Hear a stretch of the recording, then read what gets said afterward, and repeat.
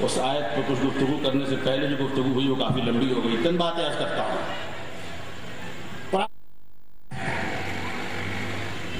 سورہ بقرہ کی 142ویں غالباً آیت ہے. اللہ سبحانہ و تعالیٰ ارشاد فرماتا ہے وَكَذَلِكَ جَعَلْنَاكُمْ أُمَّةً وَسَطًا لِتَكُونُوا شُهَدَاءَ عَلَى النَّاسِ وَيَكُونَ الرَّسُولُ عَلَيْكُمْ شَهِيدًا. اور معاملہ اسی طرح ہے، اللہ فرماتا ہے معاملہ اسی طرح ہے کہ ہم نے تم کو بنایا، یعنی رسول اللہ صلی اللہ علیہ وسلم کی اس امت کو، ہم بھی جس کا آج حصہ ہیں اور آئندہ کل یہ سلسلہ جاری رہے گا. اللہ تبارک و تعالیٰ نے جب اس زمین کی بساط کو لپیٹنا ہوگا اس سے پہلے امت محمدیہ کو دنیا سے اللہ اٹھا لے گا. تو امت محمدیہ حضور اکرم صلی اللہ علیہ وسلم کی امت کو اللہ فرما رہا ہے ہم نے بنایا تم کو امتاً وسطاً، ایک ایسی امت جو امت وسط ہے. یہ امت وسط کیا چیز ہے؟ یہ وسطن کا لفظ عربی میں ایسی ہی ہے جیسے ولدن کا لفظ آتا ہے مذکر و مؤنث کے لیے یکساں، اسی وزن پر وسطن کا لفظ ہے اور یہ بھی مذکر و مؤنث کے لیے یکساں استعمال ہوتا ہے. اعتدال کے ساتھ، یاد رکھیے گا، اعتدال کے ساتھ اللہ تبارک و تعالیٰ اور اس کے محبوب کریم رؤوف الرحیم علیہ الصلاۃ والتسلیم کی تعلیمات پر یعنی قرآن اور حدیث پر مضبوطی کے ساتھ قائم رہنے والی امت اس دنیا میں بھی، اور ظاہر ہے اس کے نتیجہ اور ثمرہ آخرت میں بھی آئے گا. تو اللہ تعالیٰ نے فرمایا کہ ہم نے تمہیں امت وسط بنایا. اس وسط کی بڑی تفصیلات کی گئی ہیں، مفسرین نے بہت کلام کیا ہے اس پر. بتایا ہے کہ ایک دائرہ گول کھینچا جائے، اس کے بیچ میں ایک نقطہ فرض کر کے جتنے اس سے دائرے نکال کر اس گول دائرے تک لائیں گے، ہر دائرے کو وسط کہتے ہیں، وسط کہتے ہیں.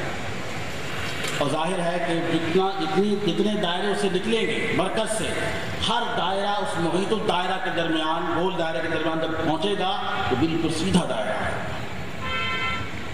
ظاہر ہے کہ وسط اس راستے کو بھی کہتے ہیں کہ جس کی دائیں بھی ایک کنارہ ہو بائیں بھی ایک کنارہ ہو، وہ درمیان کا وہ راستہ وسط کہلائے گا. یہ بات طے ہے کہ دائیں چلنے والے کے لیے بھی امکان ہے کہ وہ دائیں گر جائے، بائیں چلنے والے کے لیے بھی امکان ہے کہ وہ بائیں گر جائے، لیکن جو بیچ میں چلتا رہے، جو وسط میں بیچ میں چلتا رہے تو وہ انشاءاللہ منزل مقصود تک پہنچ جائے گا. تو رسول اللہ صلی اللہ علیہ وسلم کی اس امت کو اللہ رب العالمین نے امت وسط بنایا. اس سے پہلے بھی امتیں تھیں. جب قرآن نازل ہوا ہے دو امتوں کا تذکرہ قرآن کریم میں بکثرت موجود ہے. ایک امت یہود، دوسری امت نصارہ.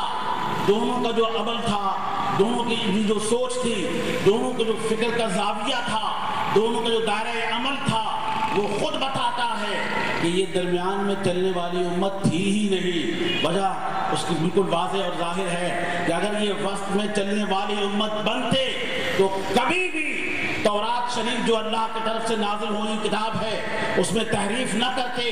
انجیل شریف جو اللہ کی طرف سے نازل ہوئی کتاب ہے اس میں تحریف نہ کرتے. انہوں نے اللہ کی طرف سے نازل ہونے والی کتابوں کے اندر اتنی تحریفات کی، اتنی تبدیلیاں کی، منمانی تبدیلیاں کی، نفسانی خواہشات کے تحت تبدیلیاں کی کہ کوئی بھی ان میں سے درمیانے راستے اور سیدھے راستے پر گامزن نہیں رہا. کوئی دائیں چلتا رہا گر گیا، کوئی بائیں پگڈنڈی کو چلتا رہا گر گیا.